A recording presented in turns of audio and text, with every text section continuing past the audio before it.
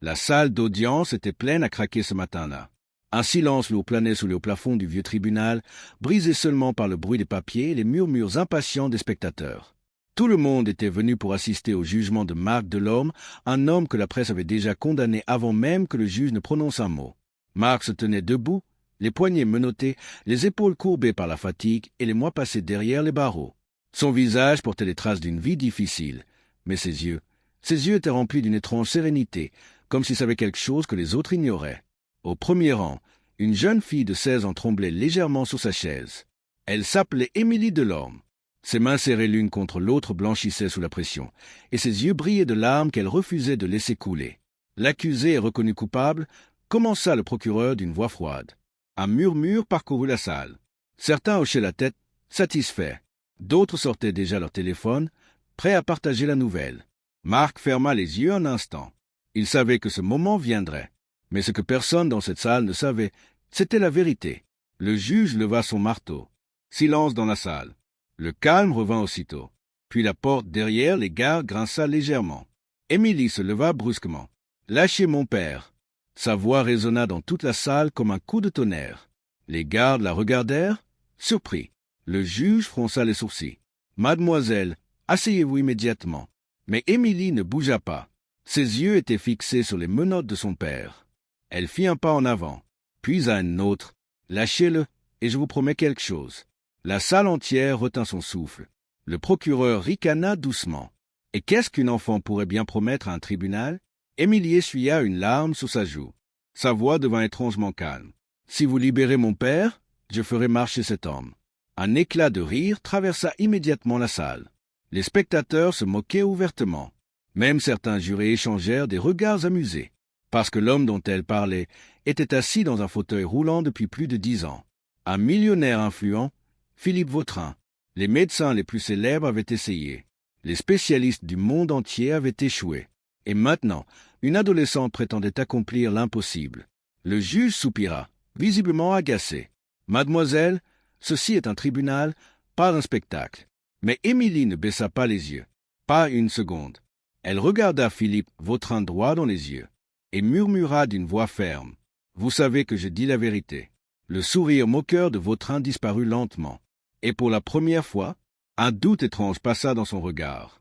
Si cette histoire vous intrigue déjà, prenez une seconde pour aimer la vidéo et vous abonner à la chaîne, car ce qui va arriver ensuite dépasse tout ce que ce tribunal pouvait imaginer. Un silence étrange s'installa dans la salle d'audience. Les rires venaient de s'éteindre, mais l'atmosphère restait chargée d'incrédulité. Les spectateurs regardaient Émilie comme si elle venait de raconter la plus absurde des histoires. Le juge croisa les bras. « Assez de cette comédie. Asseyez-vous immédiatement. » Mais Émilie ne bougea pas. Son regard restait fixé sur Philippe Vautrin, l'homme dans le fauteuil roulant au centre de l'affaire. Costume parfaitement taillé, cheveux argentés, regard froid, un homme habitué à contrôler chaque situation. Sauf celle-ci, car quelque chose dans les yeux d'Émilie venait de fissurer son assurance. Marc Delorme, toujours menotté, murmura doucement. « Émilie, arrête, ce n'est pas comme ça que ça marche. » Sa voix était fatiguée, mais pleine de tendresse. La jeune fille secoua la tête. « Papa, je te l'ai promis. » Le procureur ricana. « Promis quoi? Un miracle ?» Quelques personnes dans la salle rirent à nouveau. Mais cette fois, le rire sonnait moins sûr, parce que Philippe Vautrin ne riait plus du tout.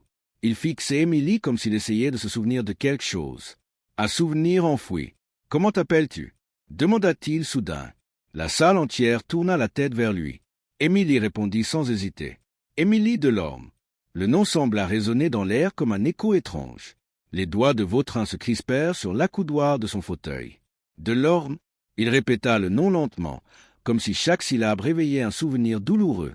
Le juge tapa légèrement son marteau. « Monsieur Vautrin, cela n'a rien à voir avec cette affaire. » Mais Vautrin leva la main pour l'interrompre. « Si, peut-être que si. » Un murmure parcourut la salle. Le procureur fronça les sourcils. « Monsieur Vautrin, cet homme est accusé de fraude et de sabotage industriel contre votre entreprise. Les preuves sont... Les preuves peuvent mentir ?» coupa Vautrin calmement. Le procureur resta bouche bée. Pendant ce temps, Émilie avançait lentement vers le centre de la salle. Chaque pas résonnait sur le sol de marbre. Les gardes échangeaient un regard hésitant. Personne ne semblait savoir s'il devait l'arrêter ou la laisser faire. Marc sentit son cœur battre plus vite. Émilie, murmura-t-il. Mais elle continua d'avancer, jusqu'à se retrouver face au fauteuil roulant de Philippe Vautrin. Elle s'arrêta à 1 mètre de lui. Le millionnaire la regardait avec une intensité troublante. « Tu crois vraiment pouvoir me faire marcher ?» demanda-t-il. Sa voix était calme, mais un léger tremblement trahissait une émotion qu'il ne contrôlait plus. Émilie hocha la tête. « Oui. » Le procureur éclata de rire. « C'est ridicule. Cet homme est paralysé depuis l'accident de Lyon. Les meilleurs neurologues d'Europe ont. Ils ont tous ignoré la même chose, » répondit Émilie. La salle devint soudain silencieuse. Le juge se pencha légèrement en avant. « Et quoi donc, mademoiselle ?» Émilie regarda les jambes immobiles de Vautrin, puis releva les yeux vers lui. « La vraie raison pour laquelle vous ne pouvez plus marcher. » Un frisson parcourut la pièce. Philippe Vautrin blêmit légèrement, parce que pour la première fois, depuis 10 ans, quelqu'un venait de dire quelque chose que personne d'autre n'avait jamais osé prononcer. Et au fond de lui, il savait qu'elle avait peut-être raison. Les murmures reprirent aussitôt dans la salle. Les spectateurs se penchaient les uns vers les autres, intrigués, comme si un secret venait d'être évoqué sans être révélé. Philippe Vautrin fixa Émilie sans détourner les yeux. Son visage, habituellement impassible, semblait soudain traversé par une tempête intérieure. « Explique-toi, » dit-il d'une voix plus basse. Le procureur leva les bras, exaspéré. « C'est absurde. Nous sommes dans un tribunal, pas dans une émission de spectacle. » Mais le juge ne l'écoutait plus vraiment. Son regard oscillait entre la jeune fille et le millionnaire, car quelque chose venait de changer. L'air semblait chargé d'une tension nouvelle. Émilie inspira profondément. « Vous dites que vos jambes ne fonctionnent plus depuis l'accident de Lyon. » Vautrin hocha légèrement la tête. « C'est un fait. »« Non, » répondit-elle doucement. « C'est ce que tout le monde croit. » La salle devint silencieuse à nouveau. Le procureur ricana. « Et tu penses savoir mieux que les médecins ?» Émilie tourna lentement la tête vers lui. « Oui. » Le mot tomba dans la pièce comme une pierre dans l'eau. Marc Delorme sentit son cœur battre contre sa poitrine. Il connaissait sa fille. Quand elle parlait avec cette certitude, cela signifiait qu'elle croyait profondément à ce qu'elle disait. Mais ici, devant un tribunal entier, c'était autre chose. « Émilie » murmura-t-il encore. Elle ne se retourna pas. Ses yeux restaient fixés sur Vautrin. « L'accident n'a pas détruit vos jambes, » continua-t-elle. Un frisson parcourut la salle. « Il a détruit votre courage. » Des exclamations éclatèrent. Le juge tapa violemment son marteau. Silence. Mais le choc était déjà là. Personne n'osait respirer. Les yeux de Philippe Vautrin s'assombrirent. « Tu ne sais rien de cet accident, » dit-il froidement. Émilie fit encore un pas vers lui. « Je sais que 3 personnes étaient dans cette voiture. » Le visage de Vautrin se figea. Le procureur cligna des yeux, surpris. « 2 sont mortes cette nuit-là, » continua Émilie. Le silence devint presque oppressant. « Et vous avez survécu. » Vautrin serra les mâchoires. « C'est exact. » Émilie baissa légèrement la voix. « Mais ce que personne ne sait, c'est que vous étiez le conducteur. » Un murmure choqué traversa toute la salle. Le procureur se redressa brusquement. Cette information n'a jamais été rendue publique. Émilie ne le regarda même pas. Ses yeux restaient plongés dans ceux de Vautrin. « Vous avez perdu le contrôle de la voiture. Vous étiez ivre. » Le souffle de plusieurs personnes se coupa. Vautrin blêmit. « Arrête !» murmura-t-il. Mais Émilie continua. « Quand la voiture s'est écrasée, vous n'avez pas bougé. » Ses mains tremblaient légèrement, mais sa voix restait ferme. « Pas parce que vous ne pouviez pas. » Elle marqua une pause. La salle entière semblait suspendue à ses lèvres. « Mais parce que vous aviez peur. » Les doigts de Vautrin se crispèrent sur les roues de son fauteuil. Un silence terrifiant s'installa. Puis, très lentement, il murmura quelque chose que presque personne n'entendit. « Comment peux-tu savoir ça ?» Et dans le fond de la salle, un homme jusque-là resté discret venait de se lever brusquement, le visage blême, comme si cette vérité venait de réveiller un secret encore plus dangereux. La chaise racla brusquement le sol lorsque l'homme se leva au fond de la salle. Le bruit s'écrésonna comme un coup de tonnerre dans le silence déjà tendu du tribunal. Tous les regards se tournèrent vers lui. C'était un homme d'une 50aine d'années, élégant mais visiblement nerveux. Son visage pâle brillait sous les lumières de la salle. Une fine sueur perlait sur son front. Le juge fronça les sourcils. « Monsieur, asseyez-vous. Vous perturbez l'audience. » Mais l'homme ne bougea pas. Ses yeux étaient rivés sur Émilie, comme s'il venait de voir un fantôme. « Ce n'est pas possible, » murmura-t-il. Philippe Vautrin se tourna lentement vers lui, et soudain son visage se figea. « Laurent ?» Un murmure parcourut la salle. Le procureur feuilleta rapidement son dossier. Surpris. Laurent Girard, directeur financier de l'entreprise Vautrin. Marc Delorme leva les yeux, confus.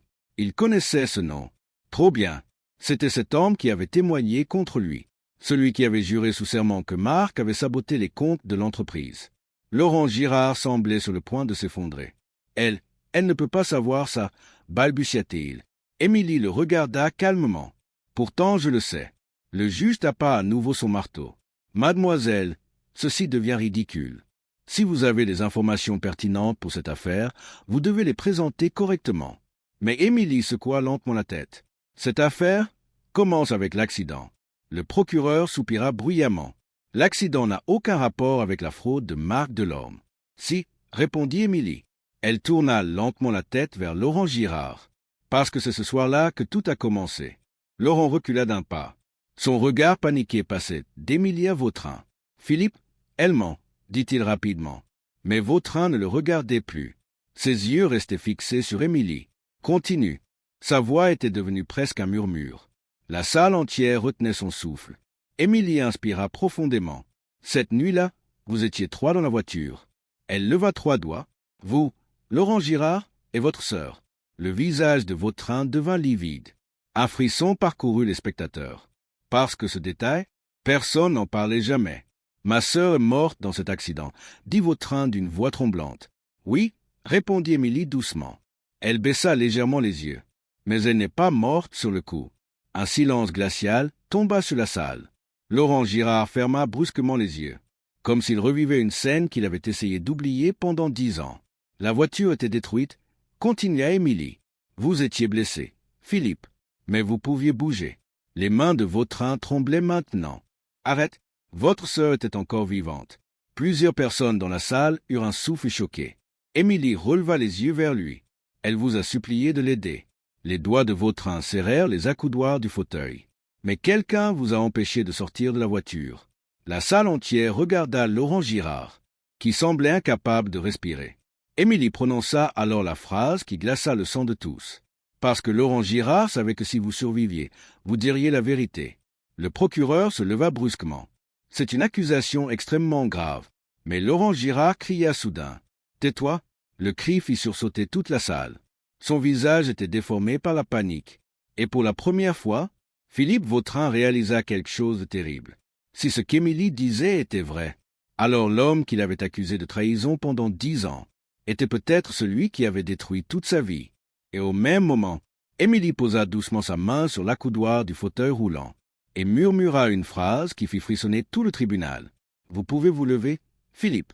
Personne ne bougea, personne ne respira, parce que dans les yeux du millionnaire, une étincelle venait soudain de renaître. Le silence devint presque irréel dans la salle d'audience. Les mots d'Émilie semblaient encore flotter dans l'air. « Vous pouvez vous lever, Philippe ?» Personne n'osait bouger. Même les gardes, habituellement impassibles, regardaient la scène avec une attention tendue. Philippe Vautrin fixa la jeune fille. Son cœur battait si fort qu'il pouvait presque l'entendre dans ses oreilles. Pendant 10 ans, les médecins lui avaient répété la même chose. Votre colonne vertébrale a subi un choc sévère. Les chances de remarcher sont pratiquement nulles. 10 ans à accepter cette vérité. 10 ans à vivre dans ce fauteuil. Et maintenant, une adolescente lui disait que tout cela n'était peut-être qu'un mensonge. Tu ne comprends pas, murmura-t-il. Émilie s'agenouilla légèrement pour être à sa hauteur. Ses yeux étaient calmes, étrangement sûrs. Si, je comprends. Elle posa doucement sa main sur son genou immobile. Vos jambes fonctionnent encore. Un rire nerveux éclata dans la salle. Le procureur secoua la tête. C'est ridicule.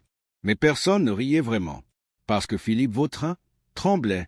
Ses mains crispées sur les roues du fauteuil semblaient lutter contre quelque chose d'invisible. Un souvenir. Une peur. 10 ans, murmura-t-il. 10 ans que j'essaie. Émilie secoua la tête. Non. Elle parla doucement, mais chaque mot semblait frapper la pièce comme un écho. 10 ans que vous avez arrêté d'essayer. Les yeux de Vautrin s'embuèrent. Dans un coin de la salle, Laurent Girard observait la scène avec une terreur grandissante. « Philippe, ne l'écoute pas, » dit-il précipitamment. Mais Vautrin ne l'entendait presque plus. Un souvenir venait de surgir dans son esprit. La voiture écrasée, la pluie, le sang, la voix de sa sœur qui appelait son nom. « Philippe, aide-moi » Ses doigts tremblèrent. Émilie murmura doucement. Vous avez voulu sortir de la voiture ce soir-là. Il ferma les yeux. Oui, il avait essayé. Mais Laurent vous a dit de ne pas bouger. Les yeux de Vautrin s'ouvrirent brusquement. Il se tourna vers Girard, qui recula instinctivement. Tu étais blessé, balbutia Girard. Les médecins ont dit, tu m'as dit que je ne pouvais plus bouger. La voix de Vautrin était devenue froide. Le procureur intervenait déjà. Monsieur Vautrin, ce n'est pas le moment de... Mais personne ne l'écoutait. Toute l'attention de la salle était fixée sur un seul homme. Et sur ses jambes immobiles. Émilie recula d'un pas. Elle lui laissa de l'espace. Essayez. Un murmure inquiet parcourut les spectateurs. C'est dangereux, protesta le procureur. Mais Vautrin ne semblait plus entendre personne. Ses mains quittèrent lentement les roues du fauteuil. Ses doigts tremblaient. Marc Delorme retenait son souffle. Philippe, dit Émilie doucement, votre corps n'est pas paralysé. Elle marqua une pause. C'est votre peur qui vous retient. Le silence était total. Vautrin posa lentement ses mains sur les accoudoirs. Puis, il poussa légèrement. Ses bras se tendirent. Son corps se souleva de quelques centimètres. Un cri étouffé parcourut la salle. Parce que pour la première fois, depuis 10 ans, Philippe Vautrin venait de quitter son fauteuil.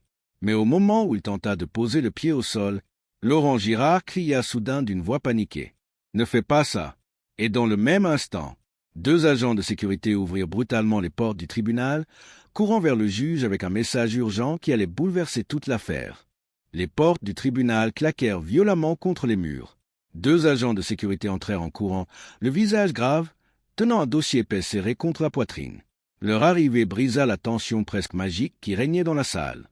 Philippe Vautrin, toujours à moitié levé de son fauteuil, resta figé. Un pied tremblait dans le vide. Toute la salle retenait son souffle. Monsieur le juge lança l'un des agents, essoufflé. Le juge frappa immédiatement son marteau.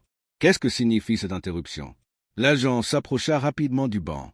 Nous venons de recevoir des documents urgents de la brigade financière. Le procureur fronça les sourcils.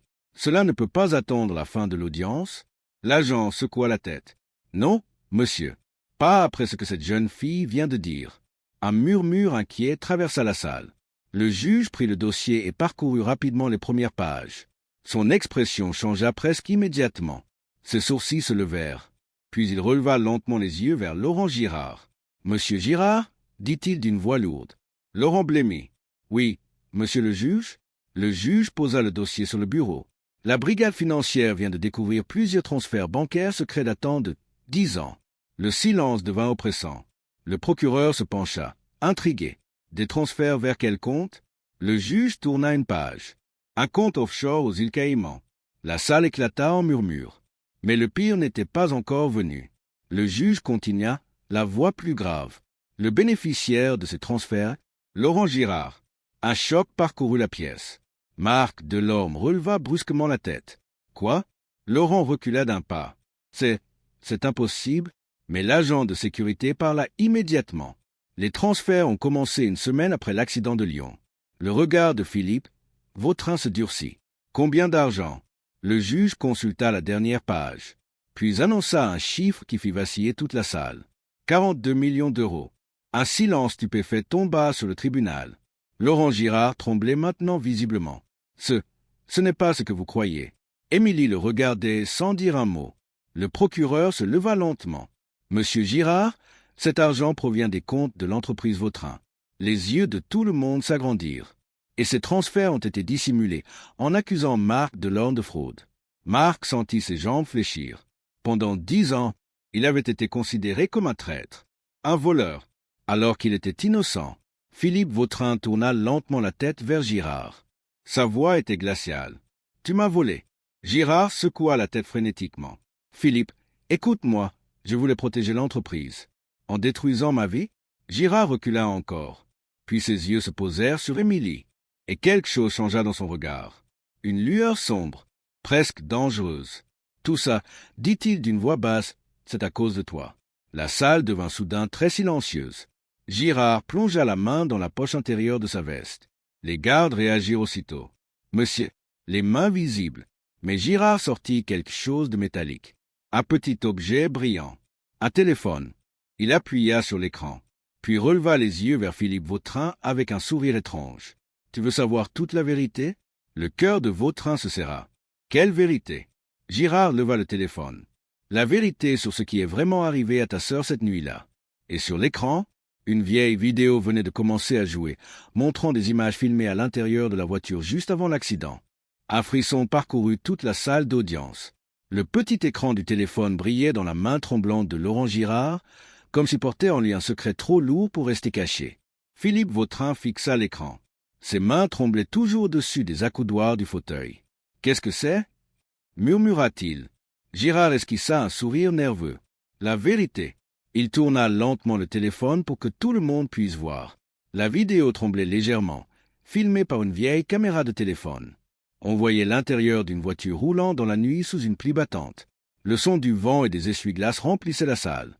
Puis une voix apparut, la voix de Philippe Vautrin, 10 ans plus tôt. « Laurent, ralentis un peu, la route est glissante. » Toute la salle se figea.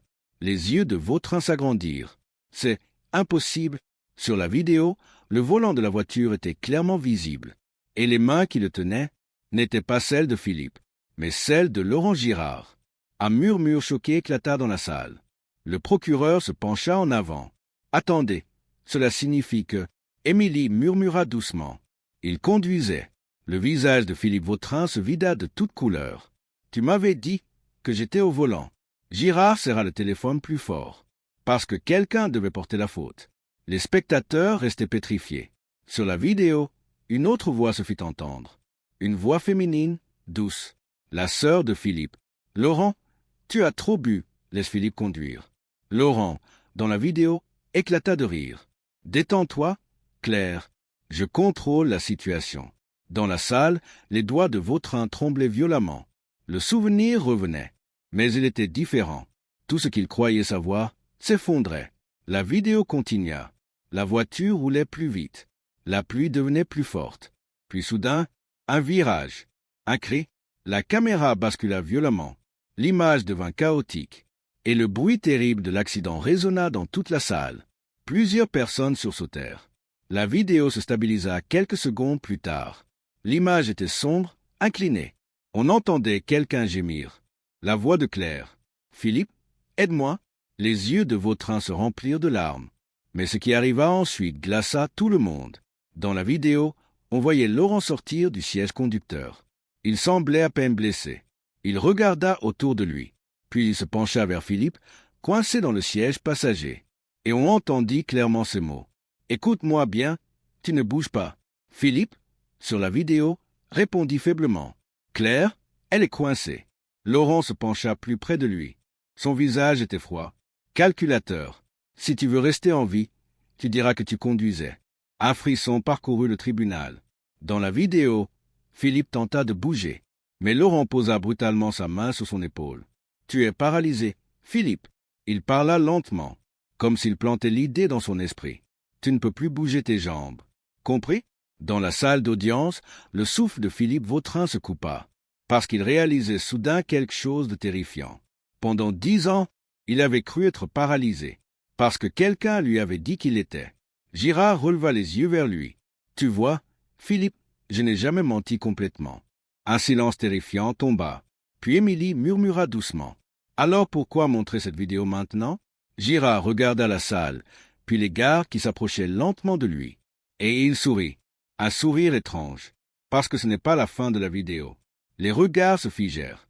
Girard appuya sur l'écran, et la vidéo reprit, révélant une dernière scène que personne dans cette salle n'était prêt à voir. La dernière scène apparut à l'écran, claire malgré le chaos de l'accident. On voyait la voiture renversée sur le bas-côté, la pluie tombant à verse, l'obscurité enveloppant tout. Philippe Vautrin, à genoux sur le siège, essayait de bouger ses jambes. Elle répondait faiblement, mais il n'avait jamais osé les utiliser. Et là, Claire, sa sœur, lui tendit la main. « Philippe, tu peux marcher, » murmura-t-elle. La voix était faible, presque un souffle, mais pleine d'espoir. Laurent Girard, toujours dans la vidéo, observait la scène. Son visage était marqué par la peur et la rage, mais surtout par une certitude. Personne ne devait savoir la vérité. « Tu feras exactement ce que je dis, » murmura-t-il à Philippe. La caméra trembla encore.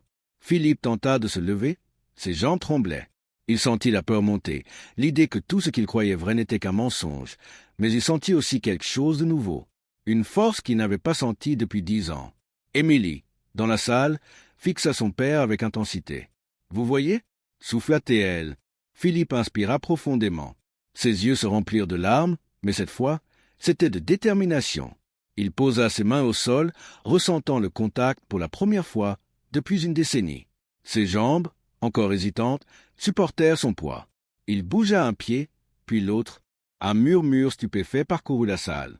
Laurent Girard recula instinctivement. Son visage blême trahissait une peur qu'il n'avait jamais connue. Le juge, le procureur et même les gardes étaient figés. Marc Delorme sentit son cœur s'emballer. « Papa » murmura Émilie. Philippe se redressa lentement. Chaque mouvement était mesuré, tremblant, mais réel.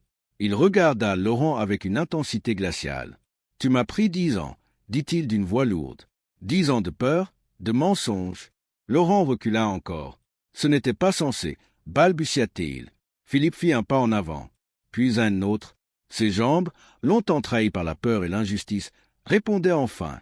La salle entière retenait son souffle. « Je peux marcher, » dit Philippe d'une voix plus forte, presque un rugissement. Émilie sourit, les yeux brillants. « Je te l'avais promis, papa. » Et alors que Philippe continuait à avancer vers Laurent, une nouvelle révélation éclata. La vidéo montrait quelqu'un d'autre qui n'avait encore jamais été dévoilé. Une silhouette obscure, cachée dans l'ombre de la voiture, tenant un petit carnet. Un carnet qui contenait tous les secrets, tous les mensonges et la clé de ce qui allait se passer ensuite. La salle était maintenant figée, conscient que le véritable danger venait juste d'apparaître. Et Laurent comprit que ce qu'il avait déclenché pourrait lui coûter beaucoup plus que sa réputation. Le juge frappa son marteau, mais cette fois, même lui sembla retenir sa décision. Parce que le tribunal venait de devenir le théâtre d'une vérité qui dépassait tout ce qu'ils avaient jamais imaginé. Le regard de tous se tourna vers le petit carnet dans la vidéo. La silhouette dans l'ombre semblait trembler, mais tenait fermement l'objet. Chaque page semblait contenir une part de vérité trop longtemps cachée. Philippe Vautrin, désormais debout, sentit son cœur s'emballer. Il savait que ce carnet détenait non seulement la preuve de son innocence, mais aussi le secret qui pouvait détruire Laurent Girard à jamais. Émilie s'avança légèrement, ses yeux fixés sur l'écran. « C'est là que tout se révèle » murmura-t-elle. Le procureur, la bouche ouverte, n'en croyait pas ses yeux. « Mais comment est-ce possible » s'étonna-t-il. Le juge, immobile derrière son bureau, se pencha vers l'écran. Sa mâchoire se crispa. Laurent Girard regardait Philippe avec une peur palpable. Ses mains tremblaient et le téléphone, encore en main, semblait sur le point de tomber. « Philippe » murmura-t-il, presque suppliant. « Non, cette fois, c'est toi qui réponds » répliqua Vautrin d'une voix glaciale. Sur la vidéo, la silhouette mystérieuse s'approcha du corps immobile de la sœur de Philippe. Lentement, elle posa le carnet sur le siège passager à côté de lui, puis fit un pas en arrière, disparaissant dans l'ombre. Philippe sentit quelque chose frissonner dans l'air. Il tendit la main et ouvrit le carnet sur ses genoux. Chaque page contenait des détails précis, des noms, des dates, des transactions, des secrets que Laurent Girard pensait enterrer à jamais. Émilie murmura. Tout ce qu'il a fait, chaque mensonge, chaque trahison, est là. Les yeux de Laurent s'écarquillèrent. Son visage devint livide. Ce n'est pas possible, balbutia-t-il. Aussi, dit Philippe, sa voix ferme, chaque mot pesant comme une sentence. Il feuilleta rapidement les pages, son regard passant d'un document à l'autre. Les révélations défilaient sous ses yeux. Comptes secrets, menaces, manipulations. Tout y était. Le murmure des spectateurs monta en un chœur de surprise et de peur. « Et maintenant » demanda le procureur d'une voix tremblante. Émilie sourit légèrement, mais son regard restait sérieux. « Maintenant, nous découvrons ce qu'il a réellement fait. » Philippe se leva complètement, ses jambes fermes et sûres. Il se tourna vers Laurent, la colère dans ses yeux. « Tout ce que tu as volé, tout ce que tu as détruit. Tu vas répondre de tout. » Laurent recula, mais Émilie s'avança et dit avec une voix claire. « Et personne ne pourra t'aider cette fois. » Le juge frappa une nouvelle fois son marteau, mais même lui semblait retenu par la tension qui emplissait la salle. Et dans ce silence pesant, un détail sur la dernière page du carnet fit frissonner tout le monde. Un nom que personne n'attendait. Un nom qui changeait complètement le cours de l'histoire et révélait que l'affaire ne faisait que commencer. Philippe Vautrin s'immobilisa, le regard rivé sur le carnet ouvert devant lui. Le nom inscrit sur la dernière page clignotait presque, comme s'il criait la vérité que personne n'avait osé affronter. « Non » murmura-t-il, la voix tremblante. Émilie se pencha doucement vers lui, ses yeux brillants de détermination. Regarde bien, papa, c'est la clé. Tout ce qui est arrivé, tout ce que Laurent a fait, tout était planifié par cette personne. La salle entière retenait son souffle. Même le procureur et le juge semblaient incapables de parler. Laurent Girard pâlit soudainement, son visage marqué par la peur et la panique. Ce n'est pas possible, balbutia-t-il. Philippe se leva, ses jambes fortes sous lui, et fit un pas vers Laurent. Chaque mouvement était mesuré, déterminé. Alors c'est toi, murmura-t-il, la voix glaciale. 10 ans de mensonges, 10 ans de manipulation, et tu pensais t'en sortir indemne. Le nom sur la dernière page du carnet résonna dans toute la salle comme un verdict. Un silence glacé suivit. Tous comprirent que l'histoire que personne n'avait osé raconter venait de surgir, et que la vérité allait changer la vie de chacun dans cette salle. Émilie sourit légèrement, fière mais grave. Nous avons la preuve. Tout est entre nos mains maintenant. Le juge frappa son marteau, mais cette fois, son geste semblait symbolique plus qu'autoritaire. Philippe s'avança encore, le regard fixé sur Laurent. Tu n'avais pas seulement pris ma vie, tu as tenté de détruire tout ce qui m'était cher. Mais cette fois, ce sera toi qui tombes. Laurent recula, désespéré, ses mains tremblant. Les spectateurs, eux, étaient figés. Certains murmuraient, d'autres chuchotaient à voix basse. La tension était palpable. Émilie fit un pas à côté de son père, le soutenant doucement, et murmura. C'est fini pour lui, mais ce n'est que le début pour la vérité. Le procureur, encore incrédule, se pencha vers le juge. Mais comment tout cela a-t-il été caché si longtemps? Le juge secoua la tête, abasourdi. La vérité a une façon de revenir, même après des années.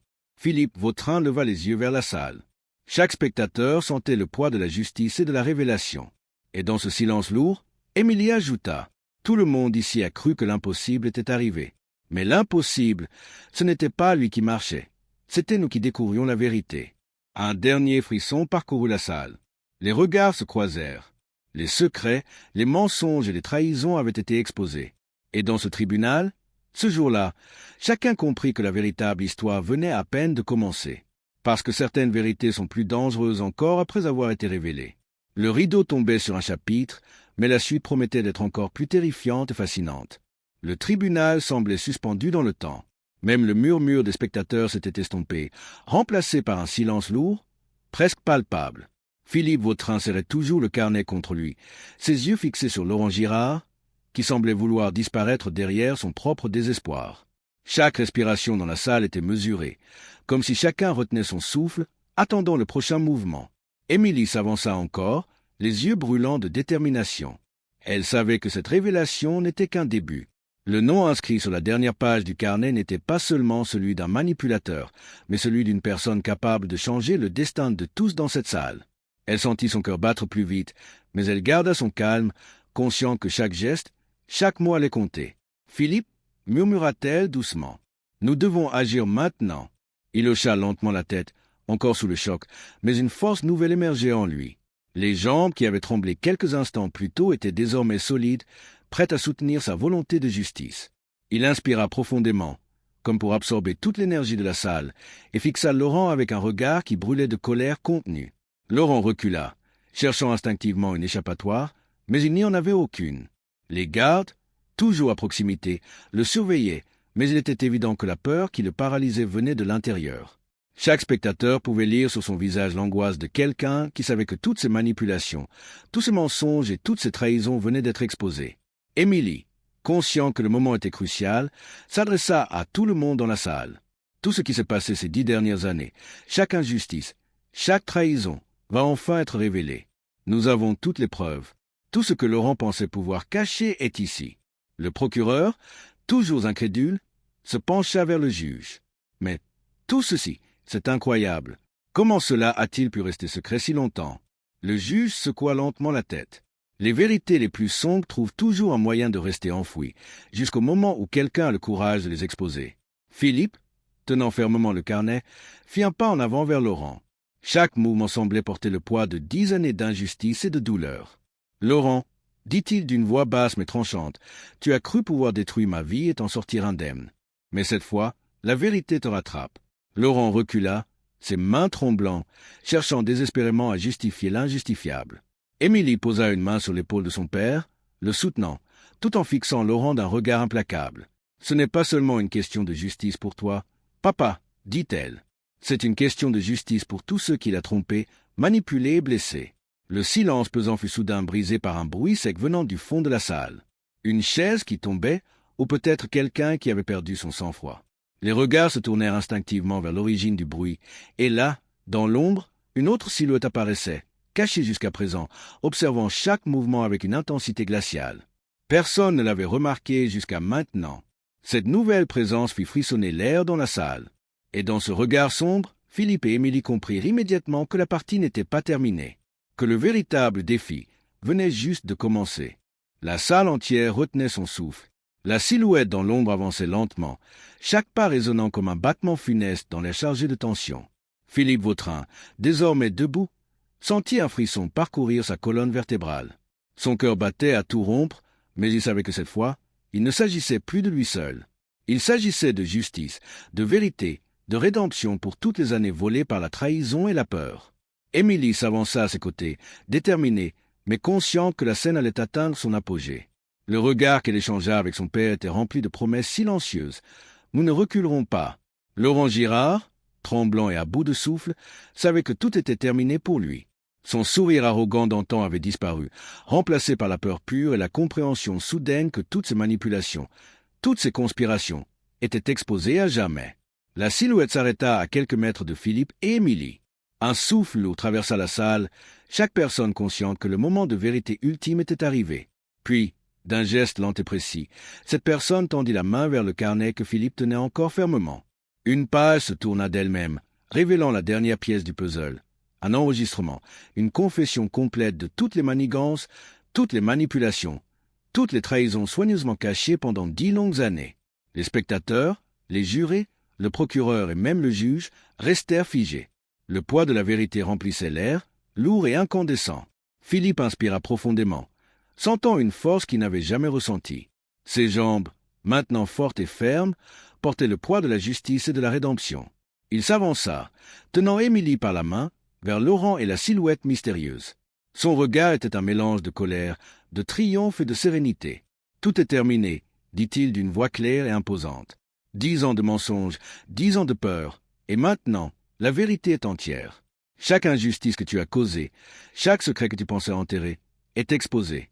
Laurent Girard recula, incapable de répondre, la culpabilité et la terreur lisibles sur son visage. La silhouette mystérieuse fit un dernier pas en arrière, disparaissant dans l'ombre, comme si son rôle était terminé, laissant la justice accomplie et la vérité triompher. Émilie sourit, fière mais humble, et posa une main sur l'épaule de son père. « Nous avons accompli ce que personne n'osait rêver », murmura-t-elle. Philippe leva les yeux vers la salle entière, sentant l'énergie de la vérité libérée, et pour la première fois depuis une décennie, il sut qu'il avait retrouvé plus que la capacité de marcher. Il avait retrouvé sa vie, sa dignité et la force de reconstruire l'avenir, libre de la peur, de la trahison et des secrets. Et dans cette salle, ce jour-là, chaque spectateur comprit que parfois, la vérité ne se contente pas de triompher, elle transforme tout sur son passage. Les murmures se changèrent en exclamations, l'injustice disparut, et la lumière de la rédemption éclata dans les cœurs de tous, gravant ce moment à jamais dans l'histoire du tribunal et dans la mémoire de ceux qui avaient osé croire que l'impossible pouvait devenir réalité.